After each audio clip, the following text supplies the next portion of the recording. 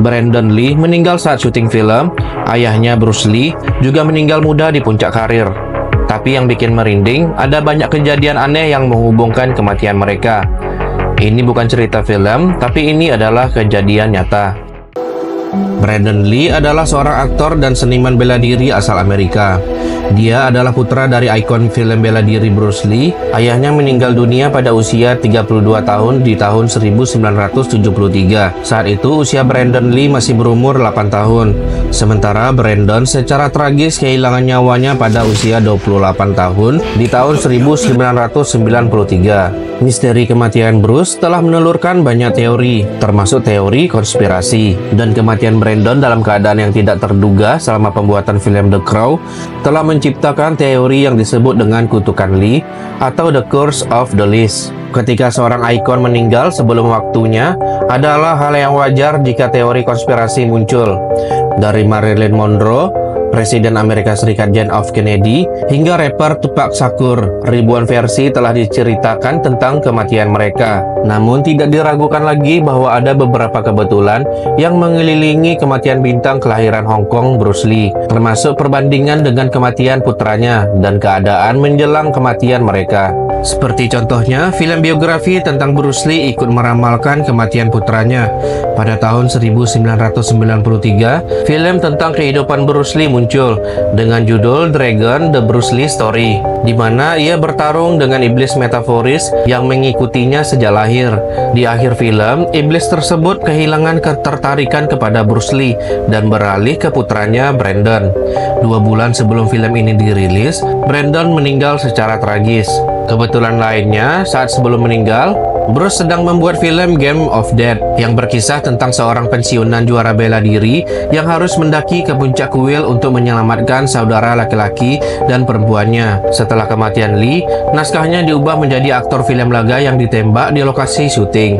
Pada tahun 1993, 15 tahun setelah Game of Death dirilis, putra Lee, Brandon Lee, secara tidak sengaja terbunuh di lokasi syuting The Crow. Jeff Moss ingat kapan terakhir kali ia melihat Brandon Lee masih hidup. Saat itu dia sedang berada di kantornya di Carolco di Wilmington. Dia melihat Brandon mengenakan kemeja putih dan melambaikan tangan kepadanya ketika melewati kantornya. Dia membalas melambaikan tangan dan langsung berkata kepada orang yang diteleponnya, "Ini sangat aneh, Brandon melambaikan tangan kepada saya seperti melambaikan selamat tinggal. Tetapi dia tahu dia masih harus menjalani syuting selama 2 minggu lagi." Kurang dari 1 jam kemudian, Lee tidak sengaja tertembak di bagian perutnya ketika sedang syuting sebuah adegan untuk film The Crow, sebuah film yang dikembangkan dan diproduksi oleh Moss yang disutradarai oleh Alec Proyas. Larut malam saat syuting salah satu adegan terakhir, aktor Michael Massey yang memerankan penjahat bernama Fanboy menarik pelatu pistol palsu yang diarahkan ke Lee yang berjarak 4-6 meter. Seharusnya pistol tersebut menembakkan peluru kosong. Tetapi sebagian peluru tiruan secara tidak sengaja tertinggal di laras pistol dari adegan sebelumnya. Peluru tersebut masuk ke dalam perut Lee dan bersarang di tulang belakangnya. Dia meninggal di rumah sakit beberapa jam kemudian karena luka dalam, kehilangan darah dan gagal jantung pada tanggal 31 Maret tahun 1993. Keesokan paginya, lawan main Lee, Sofia Sainas, mengatakan kepada Moss bahwa Lee telah menolak saran untuk mengenakan jaket anti peluru karena dia pikir itu akan terlihat di kamera. Dia menoleh kepadanya dan berkata, "Kamu harus mengenakan rompi anti peluru," dan dia berkata, "Tidak." Lee berkata, "Dengar, aku tidak khawatir. Kalau memang waktuku sudah tiba, berarti itu waktunya aku pulang."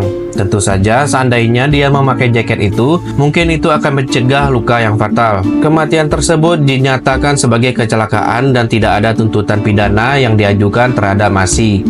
Namun dia mengatakan kepada Telegraph pada tahun 2005, "Saya rasa Anda tidak akan pernah bisa melupakan kejadian seperti itu." Administrasi Keselamatan dan Kesehatan Kerja mendenda produksi sebesar $84 juta untuk pelanggaran yang ditemukan setelah kematian Lee.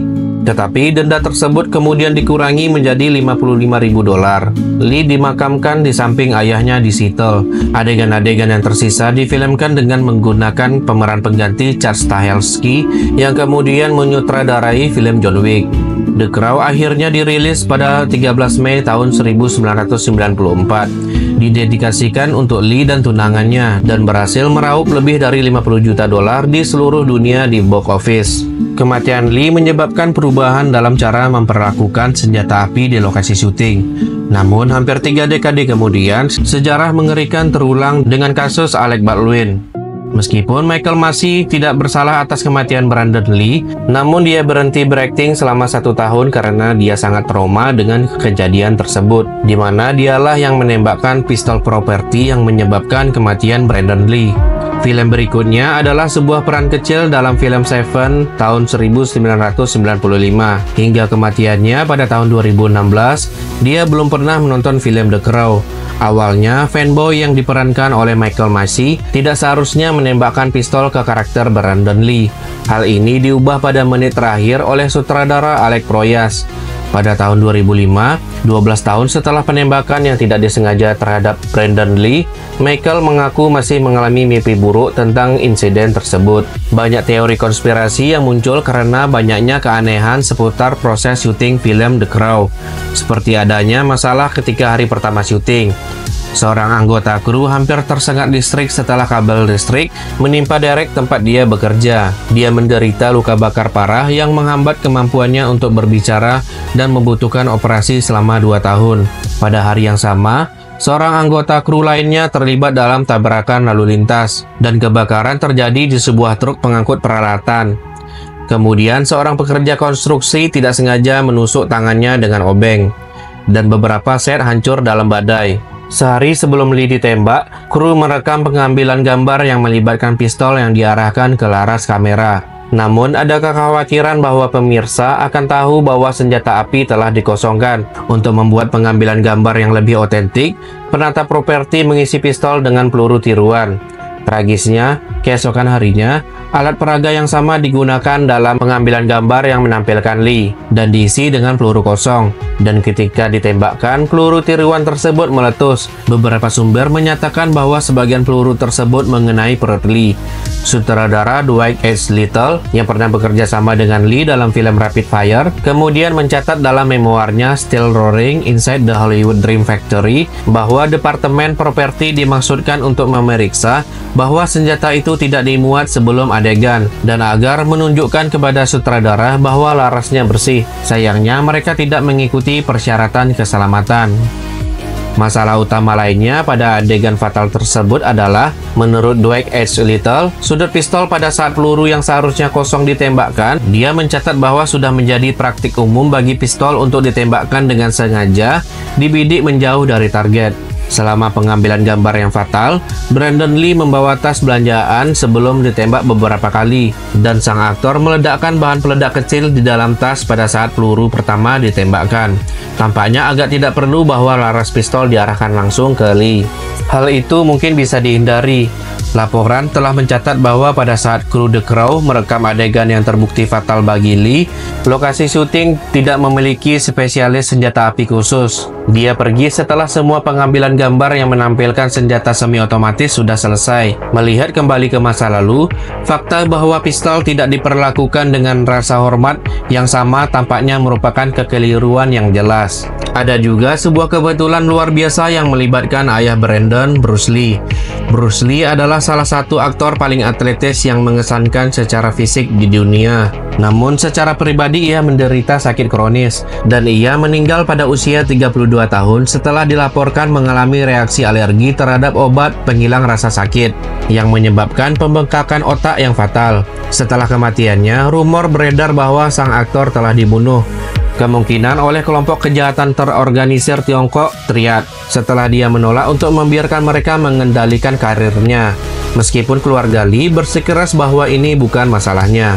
Meskipun investigasi resmi menyimpulkan bahwa kematian Brandon adalah kecelakaan, sejumlah orang berspekulasi ada sabotase atau pembunuhan yang disengaja, terutama karena Brandon mulai menanjak di dunia hiburan, sama seperti ayahnya. Beberapa bahkan menduga adanya keterlibatan mafia Hong Kong.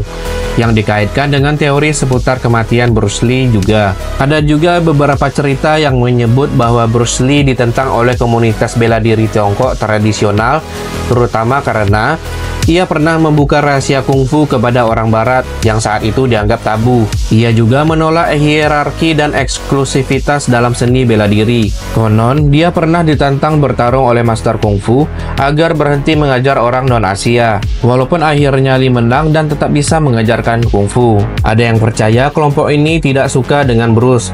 Bahkan ada yang menyebarkan teori bahwa mereka bisa saja bertanggung jawab atas kematian lewat cara mistis atau konspiratif. Namun faktanya, berdasarkan investigasi resmi, tidak ada bukti yang menunjukkan bahwa dia dibunuh atau ada orang yang secara langsung membencinya sampai membunuhnya. Dan untuk kematian Brandon Lee, baik polisi dan pihak studio menyimpulkan tidak ada unsur kesengajaan. Juga tidak ada catatan atau bukti bahwa Brandon memiliki musuh atau orang yang membenci dia sampai tega mencelakainya.